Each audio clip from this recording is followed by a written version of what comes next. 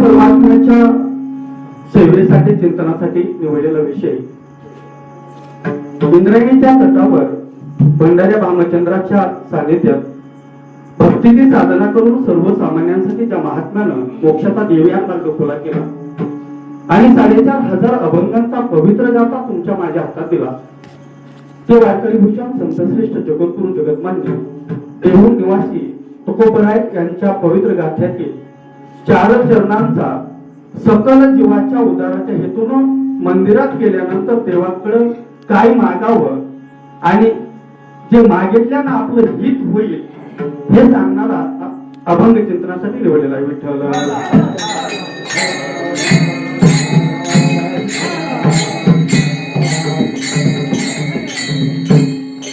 खर तर कीर्तनाच्या अगोदर परिहार द्यायचा माझ्याकडून थोडं माग पुढचं माग होईल, कारण माझ्या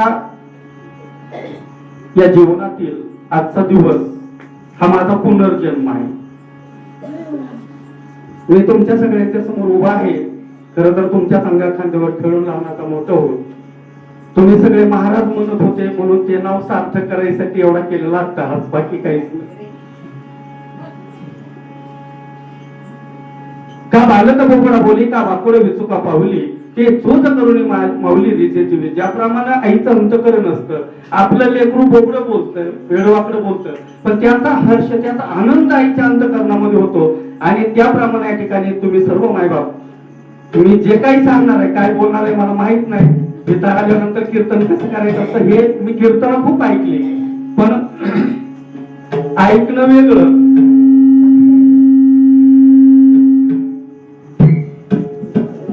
आणि इथं येऊन उभा राहून बोलणं वेगळं. तर मला महाराज तुम्ही रोज दिवसभर माईकच्या समोर असतात. खरं तर हाच माझा विठ्ठल आहे आणि म्हणून त्याची माझ्यावर कृपा आहे. आज माझ्या जीवनातील एक परम भाग्य असं देवशयनी एकादशी अर्थात आषाढी एकादशी लाखो वारकरी त्या पंढरीच्या दिशेनं त्या पंढरपूरच्या विठ्ठलाच्या चरणांच्या दर्शनाच्या आशेने गेले आणि आज संपूर्ण देशामध्ये हा महोत्सव खूप मोठ्या थाटामाटात या ठिकाणी साजरा होतो आहे. मी भाग्य याच्यासाठी म्हटलं की दैनंदिन जीवनातील व्यावहारिक जीवनातील आपल्या जीवनाला खरा आकार देणारा जर कोण असेल तर तो असतो गुरु. आणि म्हणून ज्ञानोबा सांगतात म्हणून जाणतेनं गुरु भजिते त्याने कृतकार्य होईते मूळ सिंचने सहजे शाखा फलो संतोष.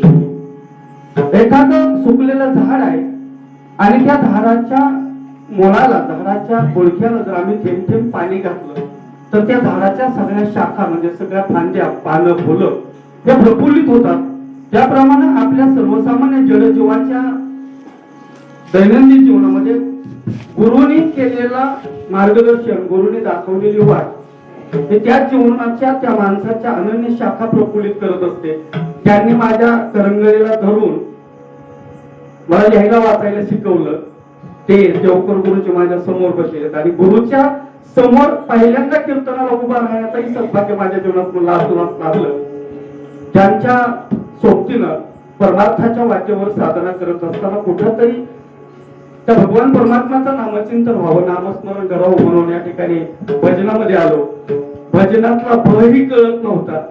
तेव्हापासून ज्यांचं मार्गदर्शन लाभलं ते गावातील हे सर्व भजन मंडळ. खरं तर यांच्याशिवाय मी म्हणजे शून्य आहे. जुन्या काळात माझ्या समोर बसलेले सगळे तुम्ही जाणकार आहात. पूर्वीच्या काळी आपल्याकडं वावड्या केल्या जायच्या उपनायला. काय कमाचा काय करायचं आपण कशाला उपनायचे खऱ्यावर वावडी. त्या वावडीला 3 लाकड असायचे. त्या 3 पायावर उभा असणारी ती वावडी आणि तिच्यावर उभं राहून उपनायचं. जर त्या 3 पायामधला एक पाय जर मोडला तरी ती वावडी काही कामाची ठरत नव्हती. बाबा सांगायचे अडगडम पडगडम एक लाकूड मोड गरम तो सगळंच उड गरम. तसं ही 3 पायाची वावडी आहे. या ठिकाणी तुम्हा सर्व रसिक श्रोते मायबापांच्या कृपेनं भगवत स्वरूप अशा श्रोत्यांच्या सानिध्यामध्ये ज्या पवित्र मातीमध्ये सिद्धनाथांचं प्रत्यक्ष वास्तव्य आहे त्या मातीमध्ये उभा राहण्याचा आणि या व्यासपीठावर उभा राहण्याचं भाग्य माझ्या जीवनात त्यांच्यामुळे लाभलं. त्या वैराग्याचा महामेरू या पंचक्रोशीला भक्ती मार्गावर नेऊन पोहोचवण्याचं खूप मोठं काम ज्या महात्म्याने केलं ते प्रातस्मरणीय वैकुंठवासी हरिभक्तपरायण बलवीन बाबा यांच्या कृपेनं खरं तर मी या परमार्थिक क्षेत्रामध्ये आहे. त्यांनाही या ठिकाणी मनापासून नमस्कार करतो. खरं तर बाबा जिथं असतील तिथून पाहत असतील तर त्यांचं स्वप्न पूर्ण करण्याचा आनंद बाबांना नक्की होत असेल. तुम्हा सगळ्यांच्या सहकार्यातून इथपर्यंत आलेला हा प्रवास आता आणखी अर्धा तास कसा तरी आपल्याला पुढे न्यायचा आहे. या सगळ्यामध्ये तुम्ही सगळेजण सहकार्य कराल या ठिकाणी अपेक्षा व्यक्त करतो. विठ्ठल विठ्ठल.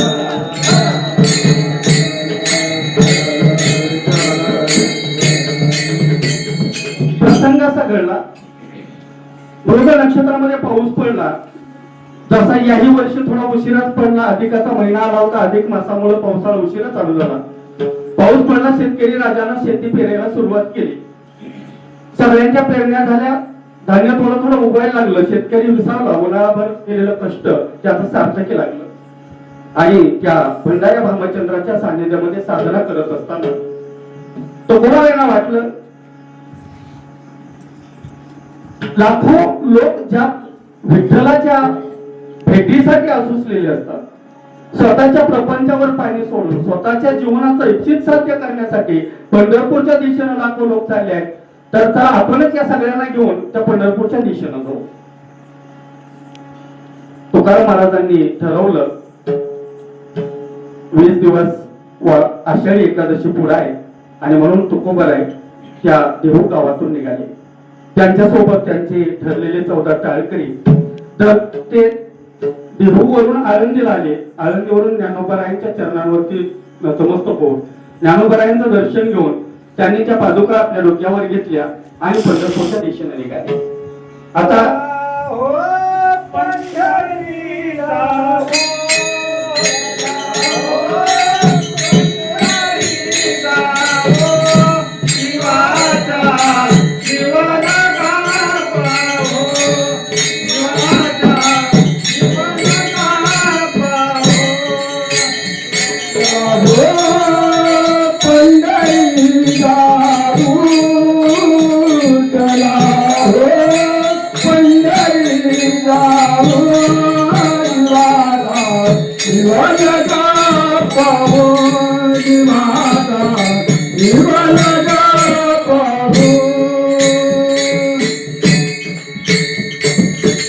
लोक सोबत जोडत गेले.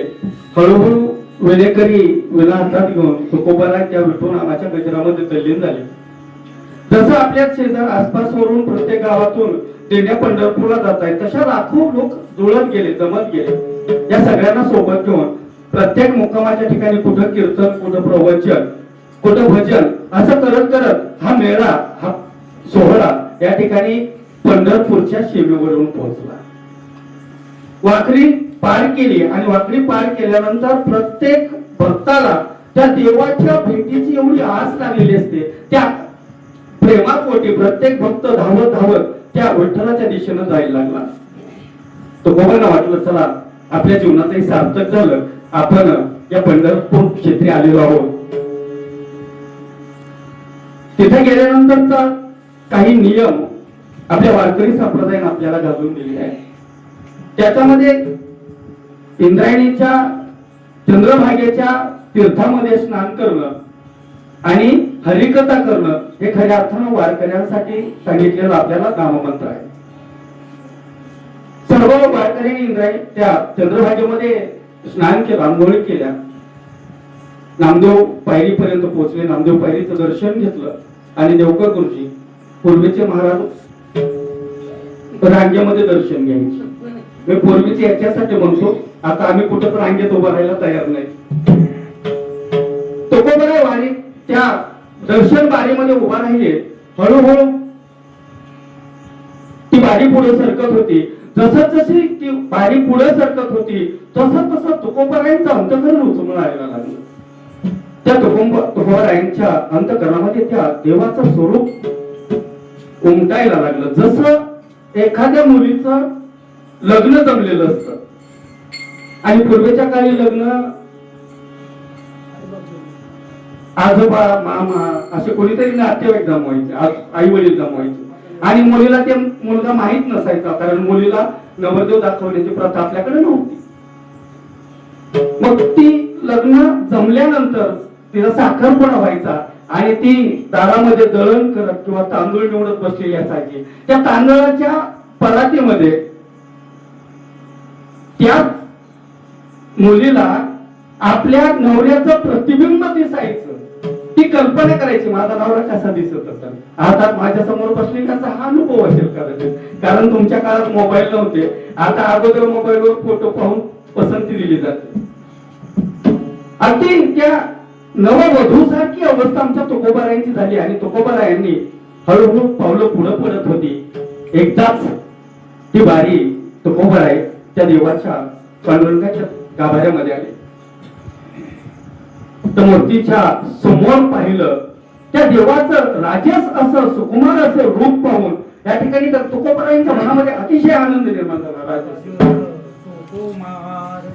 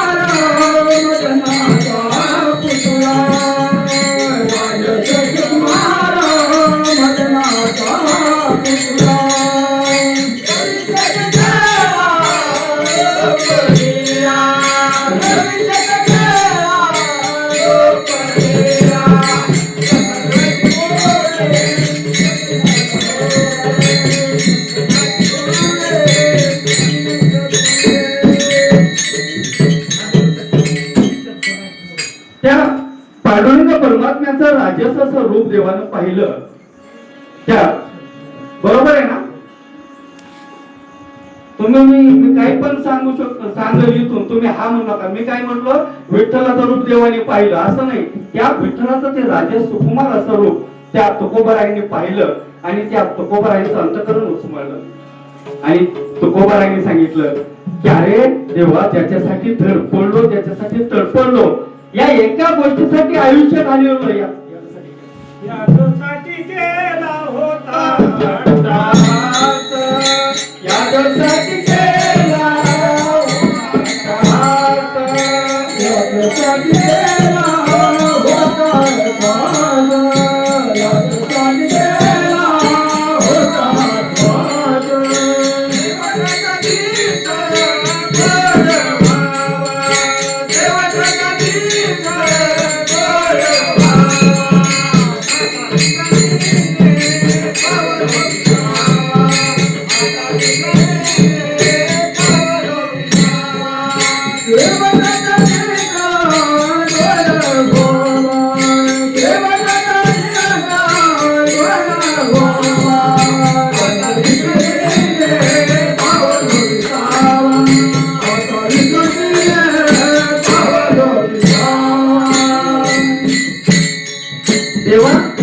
गोष्टीसाठी मी माझं आयुष्य घालवलं, माझ्या आयुष्यामध्ये मी खटपट केली, धडपड केली.